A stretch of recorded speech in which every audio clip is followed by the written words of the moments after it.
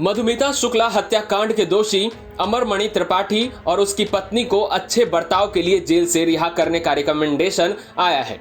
खुद यूपी की राज्यपाल आनंदीबेन पटेल की अनुमति पर कारागार प्रशासन और सुधार विभाग ने इसका आदेश जारी किया है। लेकिन इस बीच मधुमिता शुक्ला के परिवार वाले इस फैसले से काफी दुखी हैं। लेकिन चलिए आपको बताते हैं कि अमरमणि त्रिपाठी को छोड़ने के टाइमिंग को लेकर लोग क्यों सवाल उठा रहे हैं। दरअसल पूर्वांचल में ब्राह्मण समुदाय के वोट बैंक का राजनीति में अच्छा खासा प्रभाव है। 90 के दशक में गोरखपुर और आसपास के जिलों में पंडित हरिशंकर तिवारी और अमरमणि त्रिपाठी का ब्राह्मण राजनीति में बड़ा नाम था। मधुमिता हत्याकांड में जेल में जाने के बाद अमरमणि की राजनीति भी खत्म हुई, तो वक्त के साथ हरिशंकर तिवारी भी कमजोर हो गए। हालांकि अमरमणि त्रिपाठी के बेटे अमनमणि त्रिपाठी ने पिता की राजनीतिक विरासत संभाली और 2017 में विधायक बने। 2022 के चुनाव में अमनमणि त्रिपाठी बीएसपी के टिकट पर चुनाव लड़े, लेकिन हार गए। अमनमणि त्रिपाठी भले बीएसपी के टिकट पर चुनाव लड़े हों, लेकिन गोरखनाथ पीठ से उनके संबंध हमेशा से अच्छे बताए जाते हैं। कहा जा रहा है कि 2024 के लोकसभा चुनाव से पहले अमरमणि त्रिपाठी की रिहाई का असर ब्राह्मण वोट बैंक पर पड़ेगा। वहीं इस फैसले से मधुमिता शुक्ला की बहन काफी दुखी हैं और खुलकर आरोप लगा रही हैं कि अमरमणि त्रिपाठी को बचाया जा रहा है। हमारे सहयोगी चैनल से बात करते हुए मधुमिता की बहन निधि ने आरोप लगाया है कि सियासी रसूख की वजह से अमरमणि को रिहा किया जा रहा है। सुप्रीम कोर्ट ने हमेशा मेरे साथ न्याय किया है, लेकिन जो अच्छे चाल चलन की बात हो रही है वो सरासर गलत हो रही है। भ्रष्ट अधिकारी सारे झूठ बोल रहे हैं, क्योंकि जो मेरे पास कागज हैं वो ये साबित करते हैं कि 12 साल से अमरमणि हरिद्वार गया ही नहीं।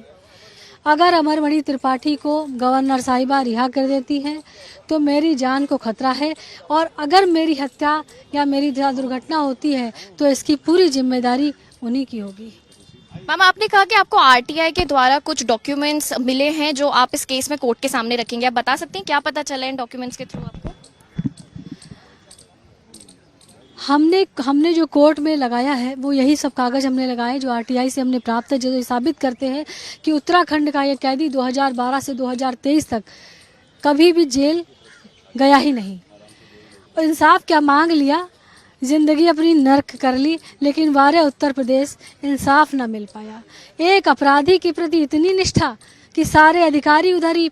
गलती हमसे ये हो गई कि हमने इन लोगों को ये बता दिया कि 25 तारीख को सुप्रीम कोर्ट में तारीख लगी है, 24 तारीख को रात में इसीलिए फैसला कर लिया गया, तो खुलेआम अन्याय हो रहा है। मैम, सुप्रीम कोर्ट ने इस साल फरवरी में यूपी सरकार को ये निर्देश दिया था कि अमरमणि त्रिपाठी की जो एप्लीकेशन है उस पर कोई निर्णय लिया जाए। आपको लगता है कि लीगल प्रोसीजर फॉलो किया गया है, किसी तरीका पॉलिटिकल इन्फ्लुएंस है इस मामले में? देखिए, उन्होंने ये कहा था कि अमरमणि त्रिपाठी पर कोई निर्णय लिया जाए, लेकिन निर्णय क्या गलत निर्णय, ये थोड़ी ना कहा था सुप्रीम कोर्ट ने आप गलत निर्णय कर दीजिए। उसने ये कहा था कि ये नियम कानून के तहत अगर इसका चाल चलन अच्छा है तो निर्णय आप कर दीजिए। लेकिन चाल चलन सजा उम्र कैद की दी थी कोर्ट जेल में रहने के लिए, लेकिन 2012 से 2023 तक ये माननीय मुख्यमंत्री के गृह जनपद गोरखपुर में बीआरडी मेडिकल कॉलेज में ये रह रहा है, तो इसने सजा काटी ही नहीं, वरना हमारी कंटेम्प्ट ऑफ कोर्ट की याचिका कैसे एक्सेप्ट हो जाती। तो इसने जब सजा ही नहीं काटी तो किस अच्छे चाल चलन की भ्रष्ट अधिकारी बात कर रहे हैं। दिल्ली से सृष्टि ओझा की रिपोर्ट, यूपी तक।